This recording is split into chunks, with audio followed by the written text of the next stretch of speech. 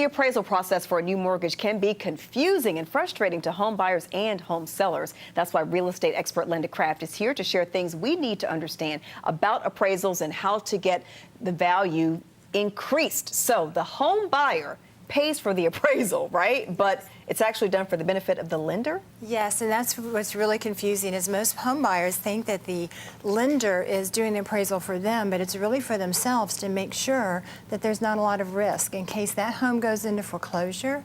Is the value pretty consistent with what they may have to deal with later on? It's all about risk reduction for the lender. Okay, so why do new mortgage appraisals typically come back at the contract price or about $1,000 above? So when an appraiser is ordered to do an appraisal, they know the contract price because their job, again, is to justify the price for the lender to make sure they're not making a bad loan. Well, just like the lender wants to reduce their risk, the appraiser also is going to reduce his. All he has to do is get to that value to say, you're okay with loaning that money. Why go any higher? And I can tell you this really disturbs buyers because sometimes they think they've negotiated such a great deal and they're just so disturbed when they find out that it's their contract price or $1,000 higher. It doesn't mean they didn't get a great deal. It just means they did not have to go any higher, so why should they stick their neck out? Exactly. Okay, so what are the key factors the appraiser uses to value a home? That's a great question. So it starts with location. They want to find homes in a similar, preferably neighborhood or geographical location. Square footage is very important, and they go out and measure the houses. They're also looking for utility and design. They're trying to match a one-story home to a one-story. And when I say utility, as they compare the different houses, does one have a more functional floor plan than the other, or is there obsolescence? And so they're looking at all of these and, of course, upgrades. Right. Okay, so there are some steps that someone can take when an appraisal comes in lower than the sales price, right?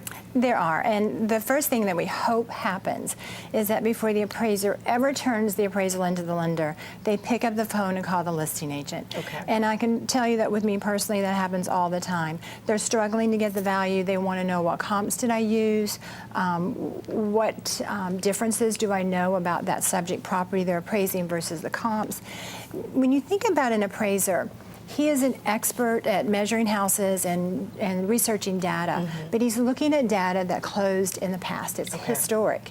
The realtor actually knows what's happening today, what the competition is, maybe even has seen, the other houses and what kind of just everything about the activity on the property is very valuable for them to make their opinion of value. Right. Okay, there's some other steps that we can take as well.